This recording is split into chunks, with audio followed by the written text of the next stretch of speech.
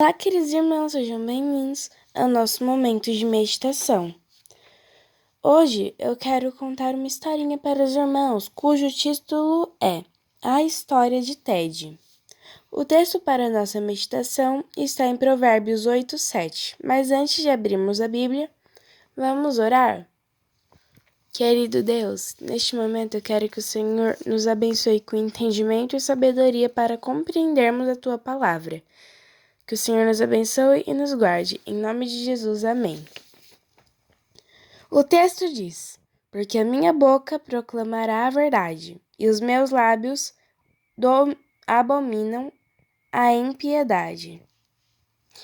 Bom, a história de Ted relata a senhora Thompson, que no seu primeiro dia de aula parou em frente aos seus alunos da quinta série primária e, como todos os demais professores, lhes disse que gostava de todos iguais.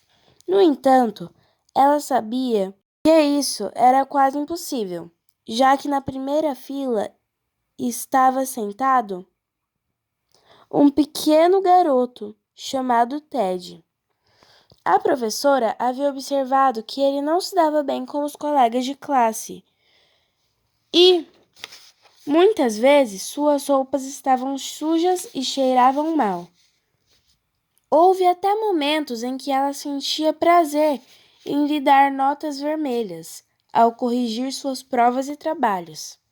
Ao iniciar o ano letivo, era solicitado a cada professor que lesse com atenção a ficha escolar dos alunos, para tomar conhecimento das anotações feitas em cada ano. A senhora Thompson deixou a ficha de Ted por último, mas, quando a leu, foi grande a sua surpresa. A professora do primeiro ano escolar de Ted havia anotado o seguinte: Ted é um garoto muito brilhante e simpático. Seus trabalhos sempre estão em ordem e muito nítidos. Tem bons modos e é muito agradável estar perto dele. A professora do segundo ano escreveu: Ted é um aluno excelente e muito querido por seus colegas, mas tem estado preocupado com sua mãe, que está com uma doença grave, desenganada pelos médicos. A vida em seu lar deve estar sendo muito difícil. Da terceira professora constava a anotação seguinte: a morte da sua mãe foi um golpe muito duro para Ted.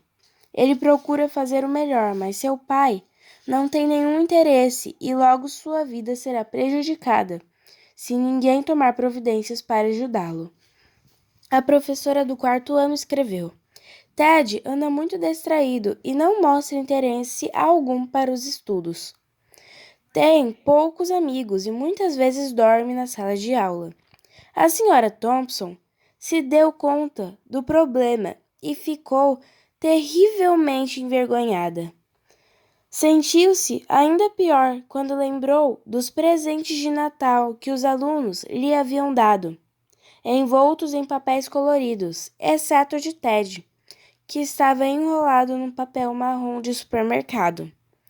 Lembra-se de que abriu o pacote com tristeza, enquanto os outros garotos riam ao ver uma pulseira faltando algumas pedras e um vidro de perfume pela metade. Apesar das piadas, ela disse que o presente era precioso e pôs a pulseira no braço e um pouco de perfume sobre a mão. Naquela ocasião, Ted ficou um pouco mais tempo na escola do que de costume. Lembrou-se ainda que Ted lhe disse que estava muito cheirosa como sua mãe. Naquele dia, depois de que todos se foram, a professora Thompson chorou por um longo tempo.